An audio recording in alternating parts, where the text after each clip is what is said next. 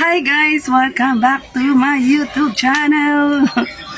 Ayan, nasabi ko yung YouTube channel. Baka mamaya hindi ito ni TikTok. So, ayan, nandito ako sa likod bahay namin. Ayan, at nagluluto kami sa di kahoy na kalan. Kasi, ng New Year, may nagbigay ng lechong ulo sa hipag ko. Tapos, nangawit ako. Diba? Hanggang ngayon, meron pa akong pang New Year. Meron pa tayong leftover. Leftover ng New Year. Oh. Yung ulo nga, ayan. So, ang ginawa ng hipag ko doon is tinanggalan niya lang ng mascara. Diba? Tapos, ang ginawa niya is sinisig. Ay, ano nga yung ginawa niya? Yung parang, hindi siya sisig, dinakdakan, ayun. Tapos yung niya, chop niya, pero malalaki pa yung malaki pa yung size niya. Tapos nilagay sa ref namin. Tapos sabi niya, kung gusto raw namin kumuha pang ulam, di kumuha daw kami. So ako naisip ko, sabi ko, ang gawin na lang namin is isigang. Isigang namin, tapos mag-share kami magkakapatid ng pangsahog, like gulay, ganon. So, ko. Ayun, wait lang. So, yung ginawa ko is ko sila. Dinivide ko kung ano yung mga share nila. Gulay lang naman yun. So, sa hipag ko, pang-asim. Dun sa isa kong kapatid, talong at okra. Tapos sa isa kong kapatid, kangkong or radish. Yon. So, hindi naman gano'ng kompleto. At least, yung para lang may gulay, diba? And, tsaka masarap din Pero okay na kahit na wala ng yung gabi, gano'n. Basta, importante yung may gulay at marami. So, yun na nga, nakabili na sila. Ngayon, pinapakuluan na namin. Tapos, ipapakita ko sa inyo kung gaano siya karami. Kaya, at yung tipak niya, tsaka dami pang laman. Kaya, so, hindi ba ko rin ang luto. Diba? Usually kasi ang lechon is lechon paksiw. Sabi ng nanay ko nga, bakit siligang daw? Ba't daw hindi lechon paksiw? Sabi ko, pag lechon kailangan lechon paksiw lang. So, kasi, syempre, mahilig kami sa sabaw. Tsaka sakto nga, para marami, mai-share ko, mai-divide ko pala. Ayan. So, ayan nga. Tignan nyo, papakita ko sa inyo, guys. So, ayan siya, guys. Pinapakuluan ko pa lang, nakita nyo naman, diba? Ayan, no. Ang lalaki niya, pero syempre, lalagyan pa natin yan ng mga sangkap, like kamatis, sibuyas, ganon. Syempre, pinapakuluan pa lang natin, ayan. Dito ko na sa may dikahoy naming kalan, pinakuluan, para,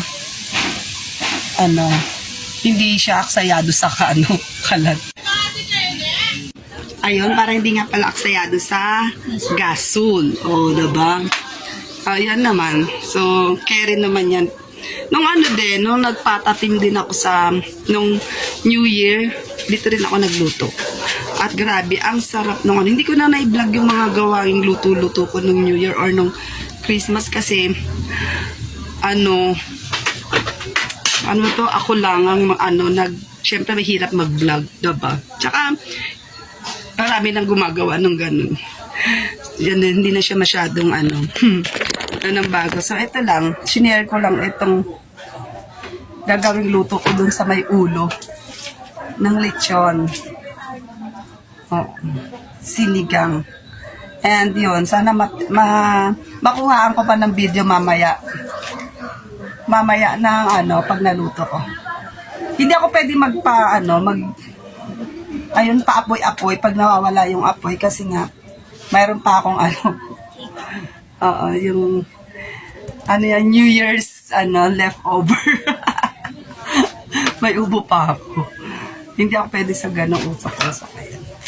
So, sana matake ko mamaya yung paggawa ko ng pagluto. So, wala na naman. Sinigang lang naman yun. Napakasimpleng ano. Kaya lang syempre.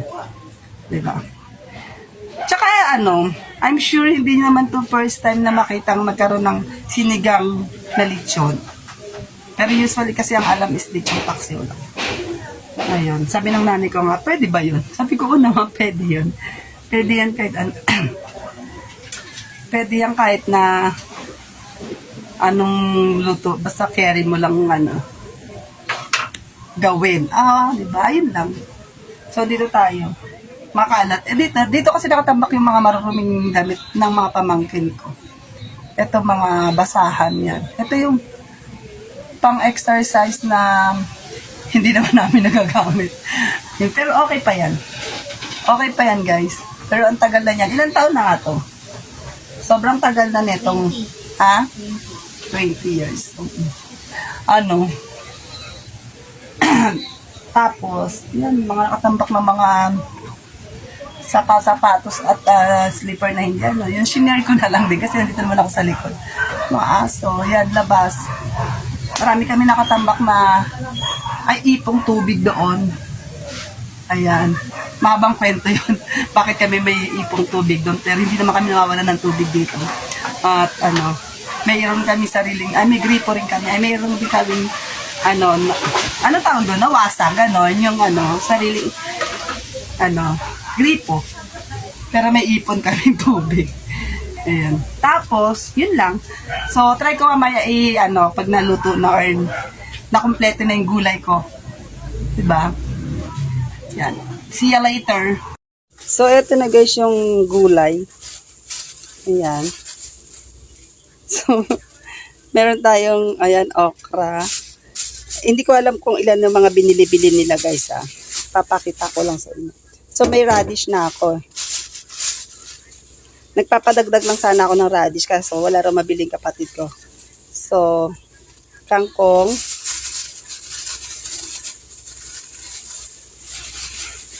May talong pala tayo, di ba? Ay, sana pala dito ko na sinabi bumili. Oh my God. Yan, 2 taling kangkong, 2 okra. Tapos, talong. Ito. 4 na piraso. Tapos, sabi ng kapatid ko, yung kasama ng kangkong, wala raw siyang mabilihang radish. Meron naman akong radish, kaya lang gusto ko lang sana padagdag kasi favorite ng mga bata yun. So sabi nga, sigarilyas pwede. Sabi ko, oo, pwede yan.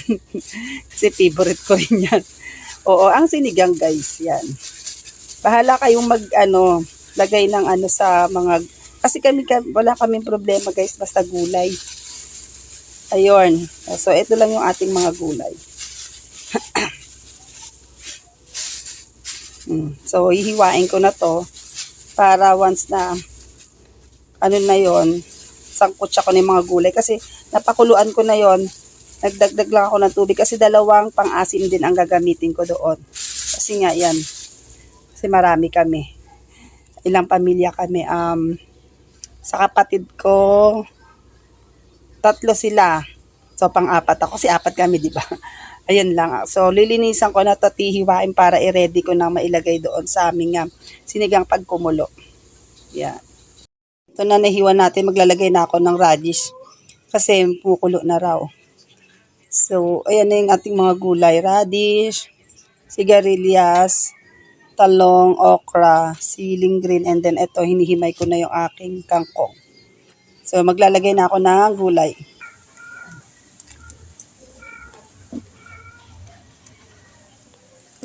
Oh, diba?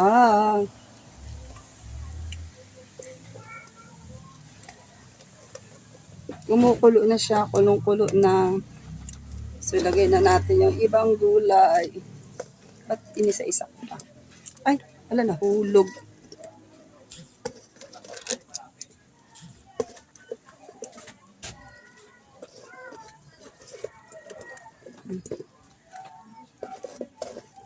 So, sabay-sabay na natin yan kasi. Mamaya na yung okra. At saka, sabay na sila nung kangkong. Tsaka yung sili. Ito na yan, guys. Ayan na ang ating sinigang na ulo ng lechon.